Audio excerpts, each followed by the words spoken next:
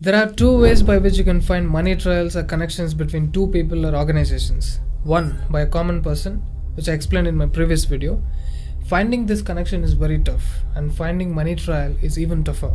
Second way is by tracking their donations to NGOs. That's an easier method for people like Soros to fund anti-government agendas. But that makes it even easier for people like me to track the money trails. Welcome to String. Today I'll reveal the transfer of money between Soros and Rihanna. Rihanna and Twitter CEO Jack Dorsey's connection. I'll also reveal how the niece of Kamala Harris got money from Soros and how she is running an anti-India agenda. Let me show you the annual report for the year 2018-19 of Rihanna's company, Clara Lionel Foundation. On page 16, under the program partners, there is the name Human Rights Watch.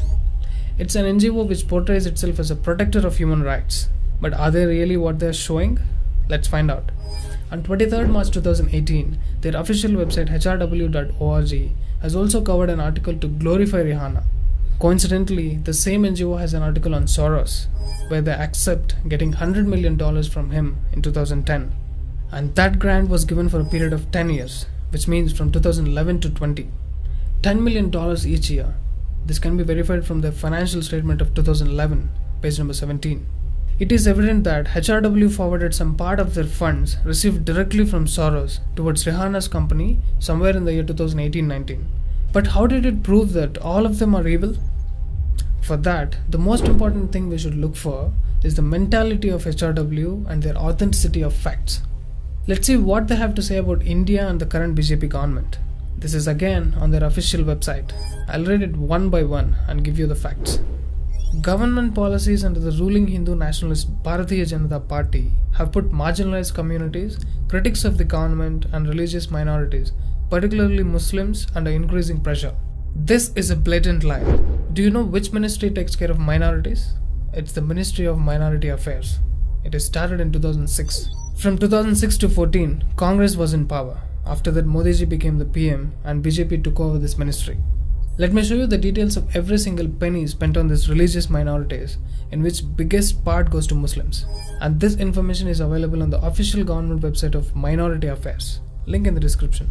From 2006-7 to 2010-11, Congress spent a total of 4,714.39 crores. From 2011-12 to 2013-14, Congress spent a total of 7,498.83 crores. After that, the so-called anti-Muslim BJP came to power and has spent 22,291.96 crores. Also announced the allocation of 4,810 crores for the year 2021-22. According to HRW, Congress was good and anti-Muslim BJP is suppressing the minorities. Please clap for the HRW propaganda. Let's see what they have to say next. In August 2019, the government revoked the constitutional autonomy of India's only Muslim-majority Jammu and Kashmir state and split it into two federal government territories, arbitrarily detained activities, and restricting internet access.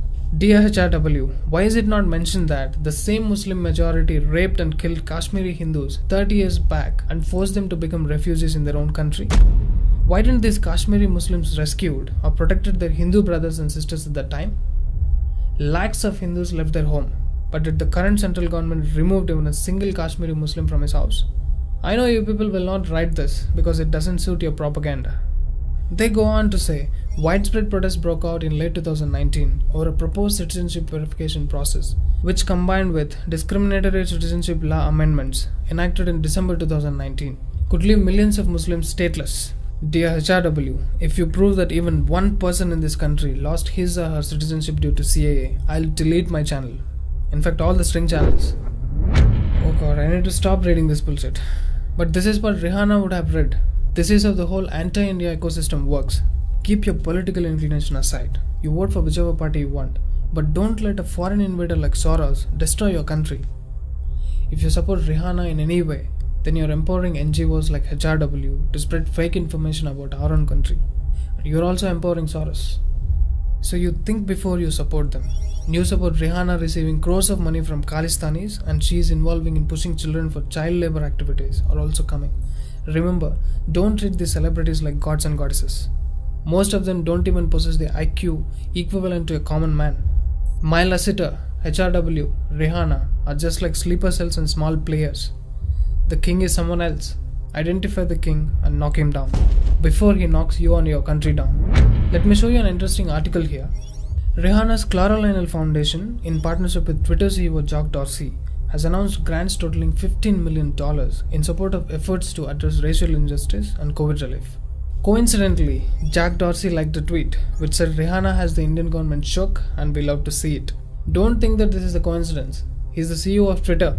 Him liking anything will boost that tweet.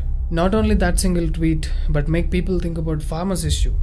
This is just something he did which we all can see. What he would have done in the background, we will never get to know. But clearly, Rihanna and her company CLF has something to do with Jack Dorsey and Twitter. Now, let's talk about Meena Harris. हम भी Lyell थे, तुम भी Lyell हो, हम भी पेले गए थे, तुम भी पेले जाओगे. The niece of Kamala Harris. I'll show you the complete money trail between Soros and Meena Harris. But before that, let's see what she's tweeting. Don't worry Meena, after this video you will be silenced by the public. She's saying that Indian government is persecuting Sikhs. Really, Meena? Look whose tweet she's retweeting. Barkadats. Wait for my next video to know about this nexus. Let's see one more tweet. You want truth? Let me show you the truth. Firstly, all of us should understand what is PAC fund. In the United States, a political action committee is an organization that pools campaign contributions from members and donates those funds to campaigns for or against candidates, ballot initiatives or legislations. Union-affiliated PACs may only solicit contributions from members. So these PACs will campaign for the political party and raise funds for them. They also give money to others and show it as an expenditure. One small PAC can donate to a bigger PAC, or an individual donor can also donate. Now let me reveal the true colors of Meena Harris. Let's go to senatemajority.com. This is the official site which is solely dedicated to building a democratic majority in the US Senate, meaning the party belonging to Biden and Kamala Harris.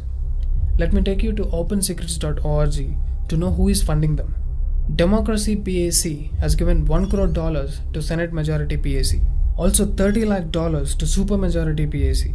They are getting directly funded from George Soros, which you can see in the donor list. So till this point it is dead clear that Soros is funding the Democrats. Now the Supermajority PAC spent that money on an individual entity or a company whose name is Supermajority. Let's go to Supermajority YouTube page. They have uploaded a video on Kamala Harris. Notice the name of the producer here, Meena Harris. Yes, the same Meena Harris who's saying that she's fighting for the Sikhs and farmers. The same Meena Harris who wants the truth to come out. See, the truth is out. You're funded by Soros. And he's funding you legally. For the viewers to make it clear, Soros donated to Democracy PAC, which gives it to Supermajority PAC, and they forwarded the money to Supermajority, which has Meena Harris directly involved with them.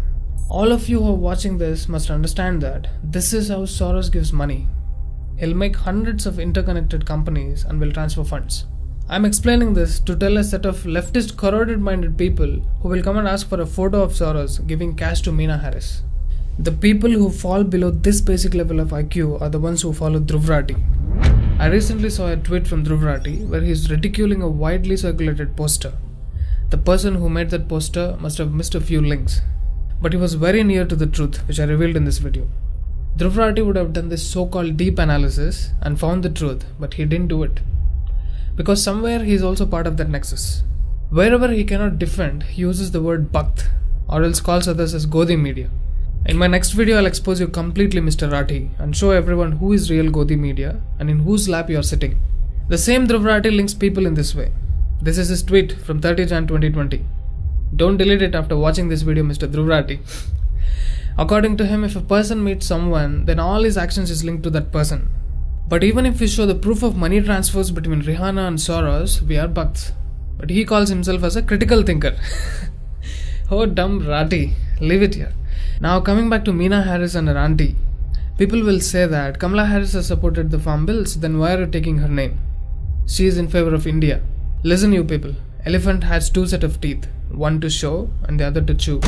Even after me showing the direct money transfer from Soros to Democrats in 2020 US elections, and before that Hillary Clinton praising Soros and Obama returning money to the same way Soros, even if this isn't enough for you, then please watch DhruvRathee, he matches your IQ level. Thanks to our education system that we are producing fools in our country who are following a paid agent. Luckily, we have Modi ji as our Prime Minister, who banned those thousands of NGOs in India. Amnesty was one amongst them. You would have seen their name getting leaked in the Greater Toolkit incident as well. Name of different media groups and Congress members and affiliates were also leaked. Even Meena Harris's favorite Barkha's name was there. Saket Gokhale, Fai D'Souza, Sexy Boy Mr. Shashi Tharoor, and many more. Why are these names on the leaked toolkit? How are they related to each other? Where are they getting funded from? Why DhruvRathee always shows News Laundry, Wire and Alt News as a source, who coincidentally were on the leaked toolkit? And he calls others as Godhi Media. I'll reveal all this in the next episode of String Reveals.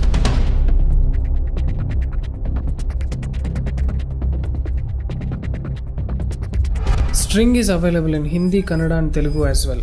Please subscribe to your favorite regional channel, like and share the video. Please support us through Patreon and one-time payment options. See you again in the next video of String Reveals.